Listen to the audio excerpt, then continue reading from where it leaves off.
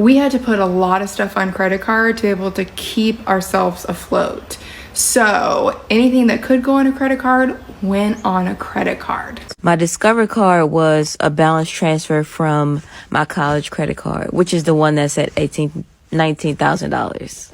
My American Express card, some of that is from when I went to see Beuonce. Well, I started just shopping. Shopping was like my outlet, and shopping was my way out. It was the one thing that made me feel really good. So I would shop and I would just do things to try to fill in the void. We live in a world now where we depend on credit cards. I can pretty much say that this economy right now is going through a credit card crisis. I was never taught financial responsibility, and at 25, I accumulated $12,000 in credit card debt. And now at 27, I'm completely credit card debt free.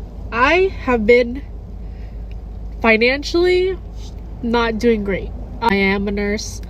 Even though I am a nurse and I make good money, I don't have money, which is the sad part because of the choices that I've made still currently and the choices that I've made like previously, like from a couple of years.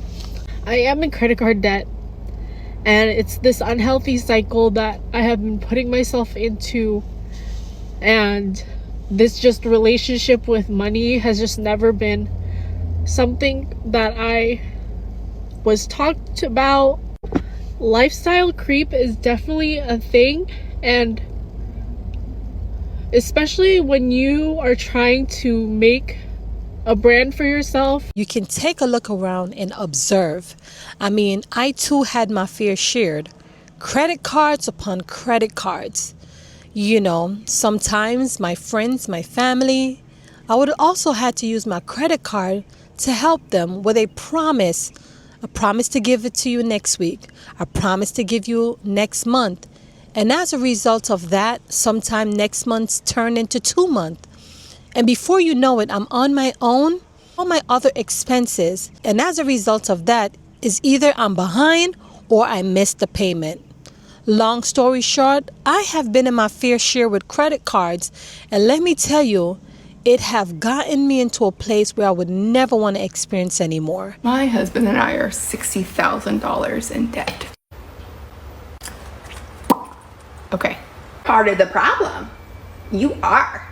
Let me explain how we got here. In June of 2022, we had a good amount of savings and decided that our home that we've been living in for a couple years just needed some maintenance and some upgrade. You can see behind me, we live in like a very normal house, but there were some things like on the outside where our stucco was falling off, so we needed to have that repaired. We had our house painted, we upgraded our bathroom a little bit, and also decided to pay off my husband's private student loan because the interest is not great. And so we had plenty of savings, and we decided to just drain those bad boys. We both had really stable jobs. We would be able to squirrel away some money over time and build back up our savings again. 2 weeks later, unexpectedly, I was laid off from my job. And I'm the breadwinner of our household, so it did not go well. I was unemployed for about 7 months. Thank goodness I had social media to keep us afloat for a little bit, but here's the deal. We had to put a lot of stuff on credit card to be able to keep ourselves afloat. So anything that could go on a credit card went on a credit card. And that allowed my husband's income to pay for our mortgage, our car payments, our daycare, things like that. But everything else went on a credit card. We cut back as much as we could, but there's still a lot of expenses. We finally decided to do a debt consolidation loan, and it's about $65,000. And we're gonna try and pay it off. We did a 5-year loan plan, but we're gonna try and pay it off in the next 2 years if I can finally get that OnlyFans account going. I'm not only one that is going through this. It has drowned us to the point where it become a mental issue. A lot of people operate on emotions when it comes down to credit cards. They shop depending on how they feel and what is currently going on in their life. Well, I started just shopping. Shopping was like my outlet, and shopping was my way out. It was the one thing that made me feel really good. So I would shop and I would just do things to try to fill in a void that obviously was never filled. So apparently you can see that people shop based on emotions. Sometimes there are problems here and there, loss of jobs. Sometimes you just need that credit card to save your house, to save your car. All different type of reasons. Sometimes we liquidate them just because of the certain situation. I have about $40,000 in credit card debt. And let's talk about why. Unfortunately, I've been in credit card debt since I was in college. And when I was in college, I got pregnant and I had a baby. So that's how it kind of started. It's like me trying to get by, essentially. I graduated college, I got a job, and I was making like $40,000. So I never had a chance to like pay it off. Then I got better jobs, but I just kept like buying more. And I saw this yesterday and it made me think about myself. It says, I'm going to be rich anyway, so I don't give a. My Value City card, I bought a house and I bought that white couch that's always in my videos. My Discover card was a balance transfer from my college credit card, which is the one that's at $19,000. My American Express card, some of that is from when I went to see Beuonce in Houston, but then I added on a little bit to it, and I can't really remember right now what I bought. And then I have a Capital One card that I charged up starting an Amazon business. I also have a pen pal in prison, and sometimes I send him money or put money on the phone so we can talk. So, I don't know, just being irresponsible. Good news is I'm not using my credit cards anymore after yesterday. I'm paying it all off. Now, I don't know. I just feel like the system designed us to fail because yes, we may need the credit card, but sometimes even giving us such a large amount does not add up. I mean, I want to know your thoughts on this. I would love for you to drop your comments here below. Let's talk about it. Currently drowning in $60,000 worth of debt. I decided to create this secret account to hide from my friends and family who have no idea how bad my financial situation is. My husband works 72 plus hours a week. By the time bills and minimum payments for our credit cards are paid for, there is chump change left for groceries and gas. I'm at my wit's end because I don't know what else to do. We don't even have extra $10, $15 to throw towards debt at this point. And I see that this trend is working for a lot of people. They're trying to like pay off their husband's trucks. I'm really just trying to get in a better financial situation because my worst fear is that my husband can't go to work or something happens and we lose everything. Well over 5 figures of credit card debt.